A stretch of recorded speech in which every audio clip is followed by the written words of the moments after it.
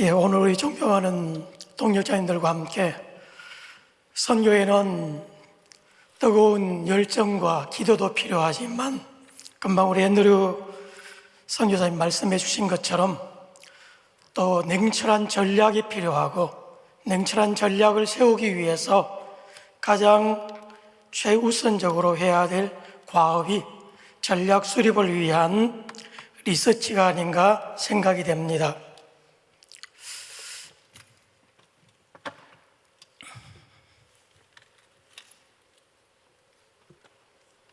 그래서 저는 오늘 이번에 여러분들과 몽골의 사료를 통해서 어떻게 여러분이 사역하는 선교지 각 국가에서 선교 전략을 수립하고 그것을 실행하기 위한 리서치에 좀 더 관심을 기울일 수 있을까를 함께 나누려고 합니다. 여러분, 그동안 성공적인 사역과 하나님의 부르심을 따라 사역하기 위해서 많은 수고를 하셨지만 좀 더 잘하기 위한 고민과 그리고 연구가 필요하다고 생각합니다. 저는 97년 4월부터 지금까지 몽골 선교사로 섬기면서 7년 전부터는 한국에 들어와서 비거주 선교사로 몽골 신학교 사역을 계속해서 섬기면서 지금은 한국외국어대학교에서 특임 교수로 사역하고 있습니다. 오늘 제가 여러분과 나눌 순서는 서론부터 결론까지 8가지 주제로 구분해서 살펴보려고 합니다. 많은 분들이 말씀해 주신 것처럼 코로나는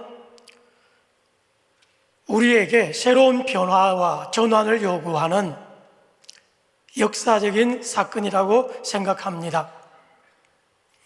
한국 선교 코로나 이후에 어떻게 우리가 리셋할 것인가? 저는 여러분이 보시는 그림처럼 첫 단추를 잘 끼우는 것이 중요하다고 생각합니다. 최근 5년 동안 많은 선교 전략 모임에 참석하면서 선교사의 첫 단추는 선교사 선발과 훈련이라고 많은 분들이 입을 모아 이야기를 합니다. 그래서 선교사의 선발과 훈련에 첫 단추를 바로 끼는 것이 한국 선교계를 더 건강하고 성경적으로 세우는 첫 단추라고 생각합니다. 선교사에게 첫 단추는 뜨거운 기도의 영성도 필요하지만 냉철하고 전략적이고 정확한 선교 현장 연구조사가 저는 첫 단추라고 생각합니다. 선교의 첫 단추는 선교 현장 연구입니다. 연구와 계획과 실행과 평가와 개선과 연구라는 이런 프로세스를 통해서 우리의 선교가 더 건강하고 더 전략적이고 더 구체적이고 더 실현 가능하고 더 한 걸음 진일보할 수 있다고 저는 분명히 믿습니다. 리서치를 통해서 사역의 필요를 발견하고 필요 없는 사역을 우리가 해야 할 이유가 어디에 있습니까? 우리의 열심과 우리의 꿈과 우리의 비전이 아니라 우리가 섬기는 현장의 필요에 맞추지 않는 선교가 얼마나 그들로부터 환영을 받을 수 있다는 말입니까? 사역의 필요를 발견하고 우리가 모든 사역을 다 할 수 없기 때문에 사역의 우선순위를 결정하고 사역 계획을 세우고 필요한 자원을 투입하고 그것을 통해서 전략적 사역이 이루어질 수 있다고 저는 생각합니다. 특별히 이런 전략적 사역을 위해서 4년 전부터 선교 지수 연구를 하나님이 할 수 있도록 은혜를 주셨습니다. 여러분, 인덱스는 여러분 너무나 잘 아시는 것처럼 전 세계 모든 국가와 국민들이 얼마나 행복한가를 알려주는 척도가 행복 지수라는 것을 여러분이 너무나 잘 알고 있습니다. 유엔이 공신력을 가지고 매년 조사해서 발표하고 있죠.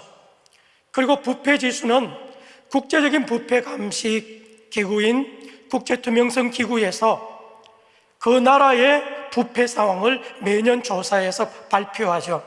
이 부패 지수에 따라서 미국이나 많은 선진 국가들이 개발도상국에 지원을 할 것인가 말 것인가를 결정하는 바로미터로 활용하고 있습니다. 지수는 색인 지표 지수라고 부르고 수치로 표현하기 때문에 누구나 이해할 수 있습니다.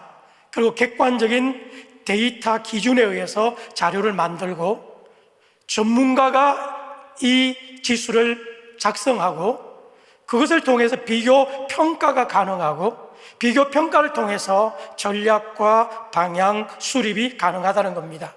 그것을 통해서 궁극적인 목표는 개선과 발전과 성장과 변화를 꿈꾸는 거죠. 이런 지수에 저희들이 영향을 받아서 미션 인덱스를 만들고 있습니다.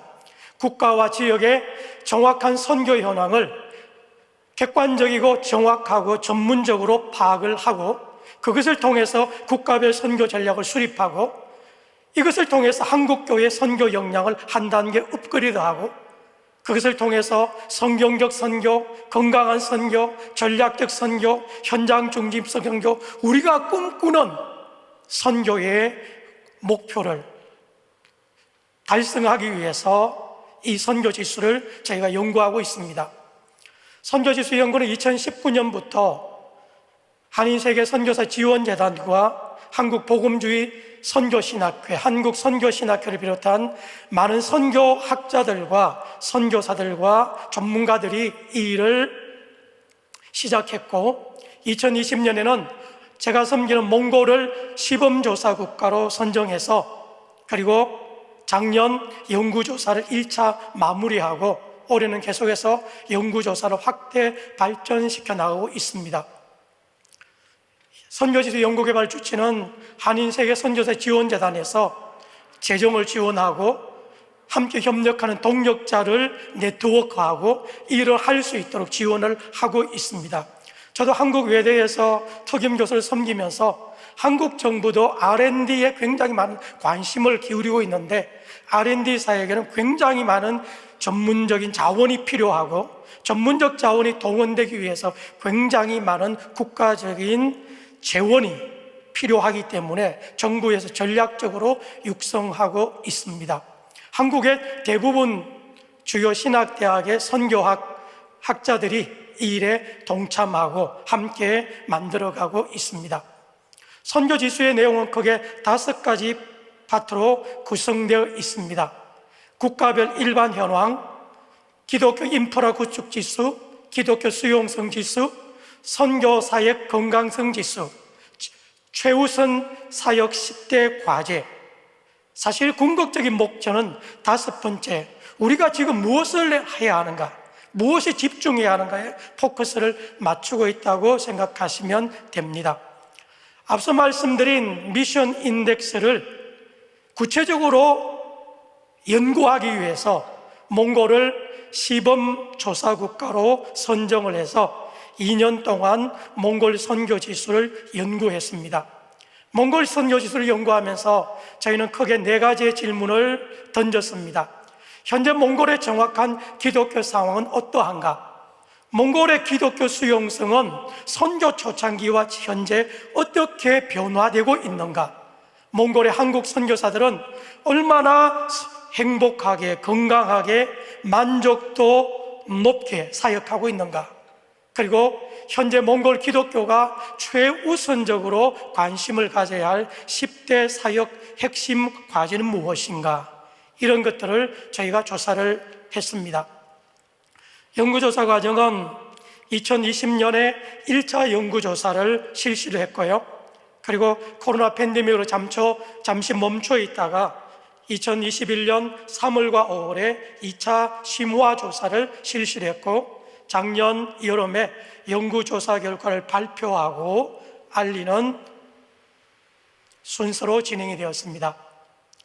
작년 6월 4일에 몽골 선교지수 몽골 포럼이 한국 선교사와 서양 선교사와 몽골 지도자 약 60여 명이 모인 가운데 3시간 동안 몽골 선교지수 포럼을 가졌습니다.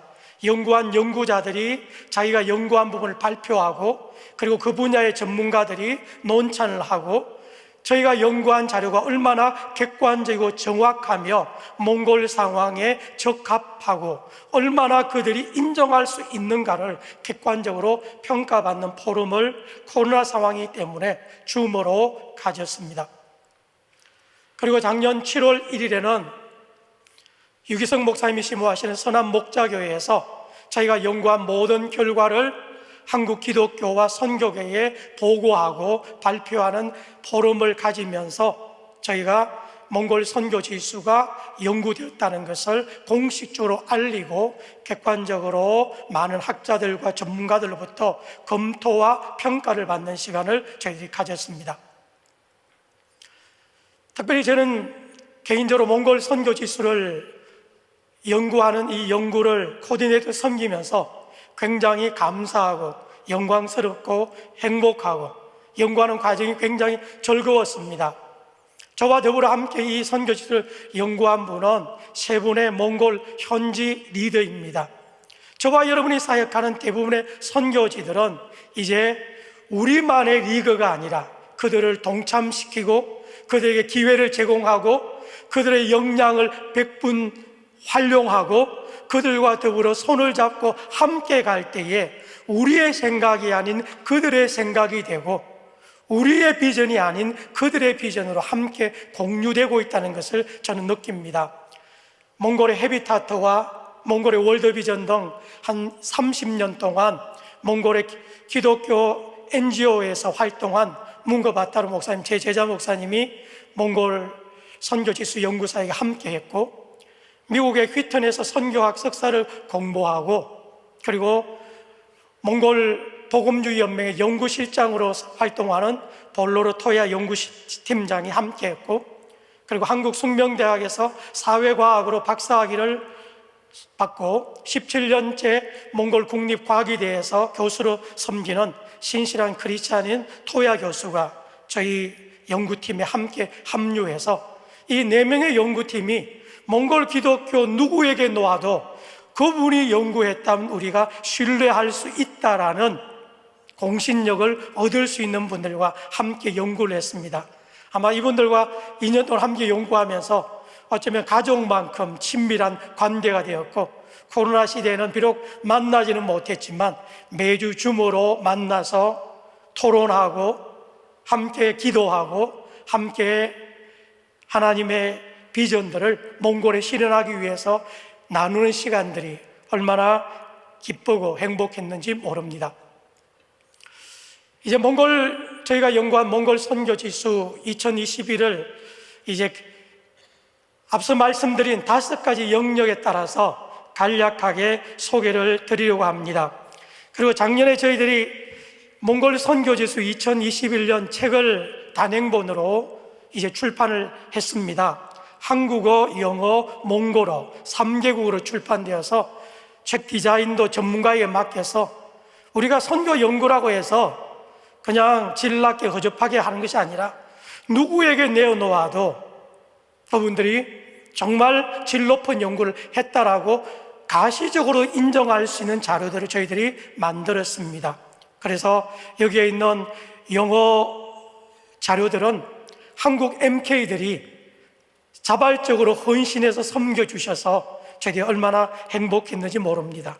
그래서 이 자료는 저희들이 출판을 했지만 현재는 아마 거의 절판이 되어서 다시 또 출판해야 될지 모르겠고요. 그리고 이것은 조금 이따가 설명되겠으면 인터넷 플랫폼 상에서도 여러분이 정보를 검색할 수 있도록 저희들이 만들어 놓았습니다.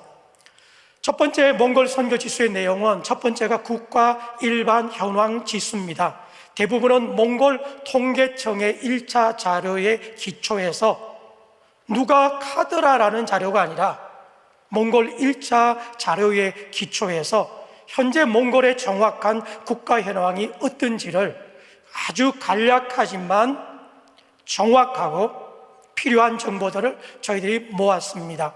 몽골의 인구부터 해서 기후, 환경, 정치, 경제, 사회 전체적인 부분을 총체적으로 저희들이 연구를 했고요. 두 번째 분야는 몽골 기독교 인프라가 얼마나 구축되어 있는가. 1990년 단 한 명의 기독교인도 없고 단 한 개의 교회도 없다고 세계 기독교에 보고되었던 몽골 땅에 어떻게 지난 30년 동안 하나님의 교회가 세워지고 어떻게 기독교인이 생겨나고, 최근에 제가 액처에서 발행하는 아마 5월 첫 주에 나오는 신학 저널에 제가 몽골 해외 선교 상황을 조사를 했는데요, 몽골에 100명 이상의 타문화권 해외 선교사가 몽골에 파송되어 있어서 북한으로 해서 이슬람권, 아프가니스탄, 러시아, 중국, 세계 열방으로 향해서 이제 몽골 교회가 우리와 함께 나아가기를 원하고 있습니다. 그래서 몽골 교회가 지난 30년 동안 하나님의 은혜로, 성령의 역사로 어떻게 건강하게 성장하고 발전하고 현재 상황이 어떤가를 보여주는 기독교 인프라 지수를 저희들이, 이 부분은 제가 조사한 것이 아니라 몽골 교회 전체의 80% 이상을 아우르는 몽골 복음주의 연맹의 연구실장인 볼로로 토야 연구팀장이 이 부분을 정말 심도 있게 정확하게 연구해 주었습니다. 그리고 몽골의 목회자들이 신학교육 상황이 어떻고 가족 상황이 어떠하며 남녀 성비가 어떤지 몽골의 현재 기독교 리더들의 상황도 저희 지수에 연구되어 있습니다. 세 번째는 몽골의 기독교 수용성 지수입니다. 오늘 저와 여러분들이 살아가는 이 시대는 정말 급변한다는 말로도 다 담아낼 수 없을 정도로 빠른 속도로 변하고 있습니다. 몽골도 1990년 문이 열릴 때가 다르고 20년 전이 다르고 10년 전이 다르고 해마다 계속 바뀌고 있는데, 우리는 바뀌는 상황이 얼마나 빠르게 변화하며 적응하며 그들의 필요에 맞춰 사역하고 있는가는 늘 우리 자신에게 반드시 물어보아야 할 질문이라고 생각됩니다. 그래서 기독교 수용성 지수는 법적으로, 제도적으로 다양한 차원에서 선교적인 환경이 어떠한지를 객관적으로 검토하고 있는데, 이 부분은 몽골 국립과기대 교수인 토야 교수가 이 부분을 정말 학자적인 전문성과 역량을 가지고 연구에 참여해 주셨습니다. 그리고 이제 몽골에 사역하는 선교사들이, 특별히 우리 한국 선교사들이 얼마나 건강하게 사역하고 있는지 선교사 80명을 대상으로 저희들이 설문조사를 실시했는데, 여러분 보시는 것은 특별히 관계의 건강성에서 몽골의 선교사님들은 비교적 90% 이상이 관계의 건강성, 부모와 자녀와의 관계도 굉장히 건강한 것으로 조사되어서 저는 몽골 선교사의 한 사람으로서 굉장히 감사하고 행복했습니다.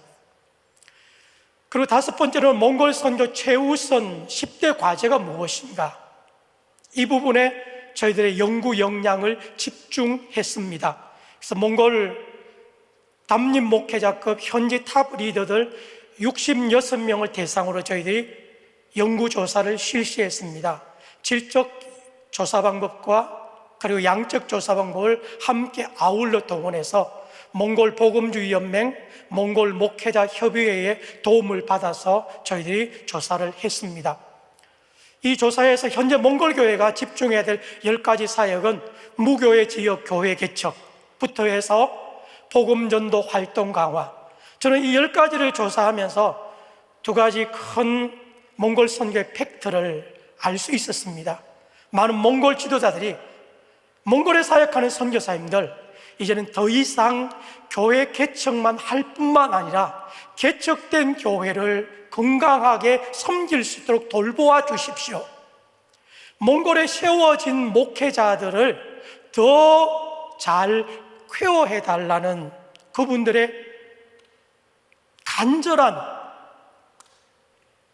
마음이 제게 느껴졌습니다. 그리고 여기에 나오는 많은 부분들 중에 하나가 특별히 교육과 관련이 있습니다.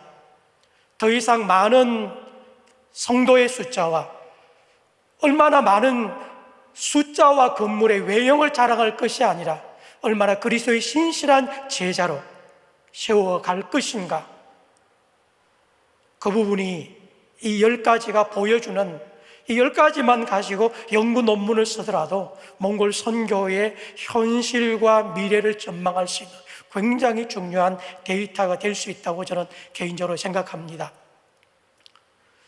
이제 몽골 선교 연구지수의 결과와 과제를 잠시 나눕니다.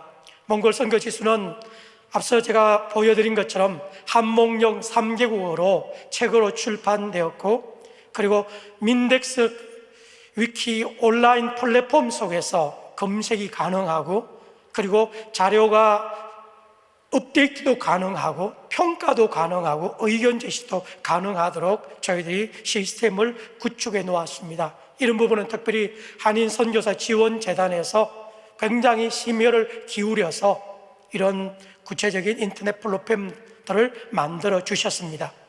저희는 이제 몽골 선교 지수 2021년 만들었다고 해서 끝이 아니라 저희는 이제 시작으로 생각하고 있습니다. 연구조사를 확대, 지속, 실행하기 위한 구체적인 일들을 계속해 나가고 있습니다. 특별히 금년 2022년은 금년 가을에 10대 과제에 대한 확대 조사와 포럼을 계획해서 연구위원들을 3분 더 확충하고 좀 더 전문성 있는 집중 연구조사를 통해서, 사실 2021 연구는 좀 광범위한 연구였다고 한다면 이것을 좀 더 심화시켜서 10대 과제에 대한 보다 깊은 연구조사를 몽골 현지인 리더들 그룹과 한국 선교사 그룹과 전체 서양 선교사 그룹들에게서 받아서 크로스 체크를 해서 공통으로 생각하는 부분과 다른 점이 어떤 것이 있는가를 저희들이 연구해서 올해 포럼을 개최하고, 그리고 포럼에 개최하고 만들어진 자료를 가지고 몽골 복음주연맹이나 몽골에 있는 선교 그룹들과 함께 우리가 이 사역에 집중합시다. 이것을 위해서 우리가 어떻게 연합하고 어떻게 전략을 세우고 어떻게 함께 할 것인가. 사실 중요한 것은 전략적인 액션 플랜과 그것을 가동할 수 있는 조직을 구성하고 그것이 가능할 수 있도록 지속적으로 돌보는 것이 필요하다고 생각합니다. 그리고 몽골 선교지수는 앞으로 2년에서 4년 단위로 계속해서 자료를 업데이트하게 되면 얼마만큼 변화되었고 어떤 분야가 더 개선되었고 어떤 분야가 더 나빠졌는가를 사회과학적으로 연구해서 몽골 선교의 구체적인 전략들을 계속해서 수립해 나가게 될 것입니다. 그리고 오늘 저희가 꿈꾸는 것은 앞으로 이 영국 국가와 지역을 계속 확대해서 지금 러시아와 그리고 중앙아시아 스탄 국가들과 히말라야 지역에서 소수종족 선교하는 히말라야 미션 네트워크와 여러 단체들을 격려하고 있습니다. 특별히 이 시간 이 자리에 참석하신 우리 각국의 많은 동역자 여러분들이 섬기는 국가에서도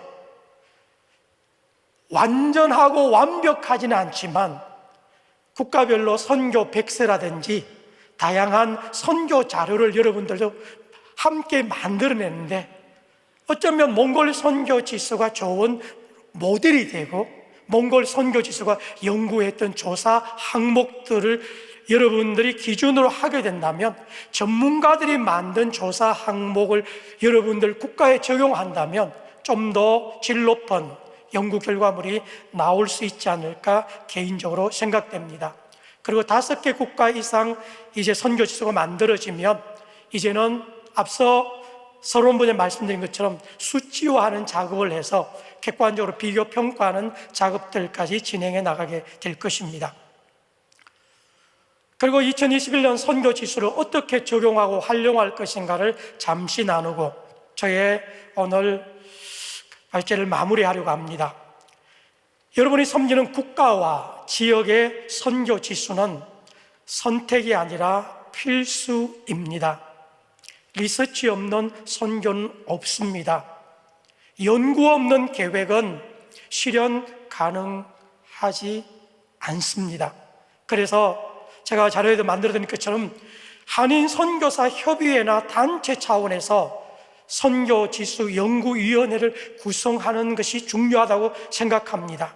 그리고 연구위원들에게 자료를 제공하고 재정을 지원하는 등 연구를 할 수 있는 환경을 만들어주고, 연구위원들이 모여서 구체적으로 연구 계획서를 만들어 가야 합니다. 그래서 연구 계획서를 만드는 분야에서는 몽골이나 저희 선교지수 연구위원회에서 우리가 연구한 다양한 자료들을 얼마 여러분들에게 공유하고 여러분들과 함께 나누고 컨설테이션을 하거나 우리가 섬기는 부분이 충분히 가능합니다. 그리고 나서 할 수 있는 만큼 연구를 하시면 됩니다. 처음부터 완전한 연구는 이루어지지 않을 겁니다. 그러나 할 수 있는 작은 한 걸음부터 내디디면 한 걸음이 두 걸음, 두 걸음이 세 걸음, 점점 효과 있는 연구가 진행될 것입니다. 그리고 연구팀이 연구를 종합 정리하고, 그리고 전문가에게 검토와 그리고 전문가들의 보완하는 작업을 거쳐서 연구 결과를 발표하는 포럼이나 컨퍼런스를 통해서 연구 결과를 공포하고 공개하고 확인하고 점검받고 수정하고 보완하는 작업을 거쳐서 최종 보고서를 만들고, 그리고 거기에 따라서 실행 계획인 사역 계획이 나올 수 있다고 생각합니다. 이런 프로세스 메커니즘이 작동하지 않으면 30년 전, 20년 전, 10년 전과 동일한 방법으로 계속해서 우리가 가지고 있는 수준에서 정보와 지식과 경험의 한계에 붙잡힐 수밖에 없는 한계를 뛰어넘기가 결코 쉽지 않다는 겁니다. 이 선교지수는 국가와 지역뿐만 아니라 우리 한 사람 한 사람의 선교 사역에도 적용된다고 생각됩니다.